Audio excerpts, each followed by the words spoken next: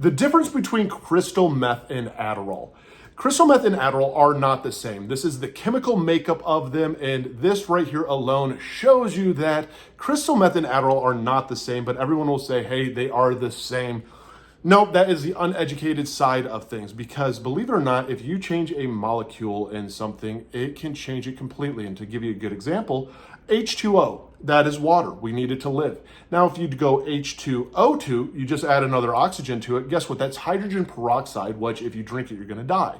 So when it comes to science, there is keys behind it. And this is how the big difference between methamphetamines and an amphetamine salt such as Adderall are. If you're new to the channel, hit the like and subscribe button. I wanted to share on this though, because so many people have this big stigma around, amphetamine salts, different ADHD meds of it being the same as methamphetamines. Now, dioxin, which is actually methamphetamines, there is about 16,000 prescriptions of it a year that are prescribed, is true methamphetamines. Now, it's not crystal meth because it's not one made into a bathtub. It's in a pill form. You're not smoking it. You're not snorting it. It also doesn't do the massive damage to your serotonin receptors and your dopamine receptors per se. So the big difference between meth and Adderall is chemical compound. That is one of the biggest things that you have to realize, is that the chemical makeup between these two is different. And what does that chemical makeup mean? And it means this. Now, I'm not a doctor. I'm not a therapist, any of that. I was diagnosed ADD at 13. I was re-diagnosed ADHD at 17. I've been on Adderall a lot of my life. I've trialed and errored it with some different ADHD meds. So when you take meth, whether smoking it, whether you are ingesting it, whatever it might be, methamphetamines passes through your brain-blood barrier. Your brain-blood barrier is a barrier around your brain that doesn't let chemicals hit it directly to get these massive effects. Where crystal meth, for example, will pass through the brain-blood barrier, hits your brain directly, and now produces a massive amount of dopamine. If you look it up, meth produces more dopamine in your brain than what Adderall does. If you're to level it out, to give you a visual, this is how much dopamine crystal meth is producing, and this is how much Adderall is producing, which it is not the same by any comparison.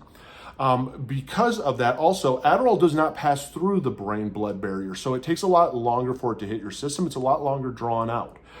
It can be a little actually more taxing on your system though sometimes, because it is drawn out differently than what meth is.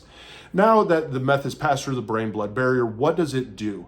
So here's what meth does versus what Adderall does. Adderall will help your brain produce more dopamine. Now, it does not prevent the reuptake of dopamine. And what that means is your brain starts producing dopamine. Here's the dopamine receptors, and if dopamine starts hitting it, and guess what? It absorbs it in, and it just keeps going through its process. Now, methamphetamines does not allow that to happen. So it actually, as it's producing more dopamine, it's piling up on the dopamine receptors. That's where a lot of the neurotoxicity can take place. So yes, if somebody's massively addicted, because you can get addicted to Adderall, yes, you can see visuals and shadow people because maybe you haven't slept for 3 days because you are eating Adderall like Skittles.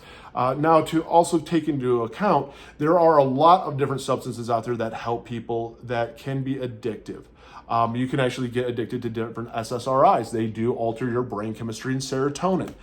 So when it comes to trying to be open-minded and learn about this, I think is very key.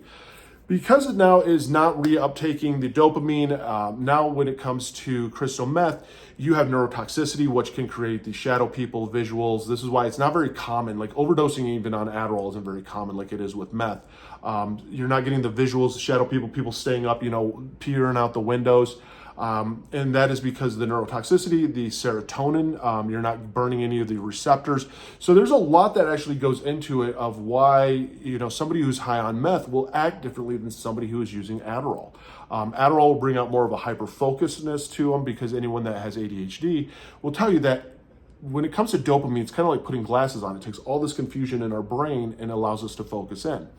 So it actually will give you that focus. If somebody does take too much Adderall, a lot of times it ends up being a hyper focus per se than it is anything else. With meth, it becomes more of a wired freaking out focus. So these are some of the big differences between the two substances out there. Both of them do drop you at the end because they do produce dopamine.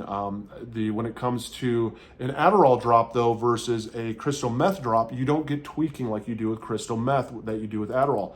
And what is tweaking? That is the nausea, that is the not eating, that is the picking of the skin, it is the self-harm, it is the literally the mood swings, the ups and downs. You do get a little bit of mood swings with Adderall because dopamine does affect your mood, but it's not because it's not hitting your serotonin and your dopamine and producing these massive amounts and not clearing it off. You're not getting these massive paranoia mood swings that you do when it comes to meth. And these are, again, just some examples. And I like to share about this and educate about this because I think it's really important, because there are a lot of people out there that are addicts, that are ADHD, or they have autism, they have something. And people always be like, well, to be clean, you have to have nothing in you, you know? Okay, well, that means no SSRIs. Like, that means no Lexapro. That means no antidepressants. That means literally nothing, because technically, by the standards of the 1940s, which is amazing that we don't live in that era at all, except in sobriety, apparently, because the science has changed. Everything has changed. Knowledge has greatly changed since then. But anything that technically alters your brain or body is not sober. And I will say this, the difference between me taking 10 milligrams of Adderall in the morning and in the afternoon, being a productive human being, not destroying my life, not abusing anything, loving my life, versus being totally obsessed, lying, cheating, stealing, just all I can do is having a life revolve around getting high, is a huge difference. And that is one of the big things that people have to keep in mind and have to be open-minded when it comes to sobriety. I will say this, man, even if you're on Suboxone, great, man, be on Suboxone, don't have a needle in your arm. Don't worry about the fentanyl overdose. And when it's your time, if you do decide to get off of Suboxone, awesome. And I think that's why it's so important to be open-minded and to share and to educate with our experiences, because it helps the addicts out there. If you haven't hit the like and follow button, hit the like and follow button, comment down below, because the more that we share our experiences, the more that we share what we've been through, the more that it helps others. And it helps to know that you're not alone. I even have resources down there for AA and NA. I have resources for different supplements that you can get if you're going through withdrawals. And just educating yourself more and understanding more is key, especially when it comes to addicts in your life, of setting up healthy boundaries and helping them through their addiction.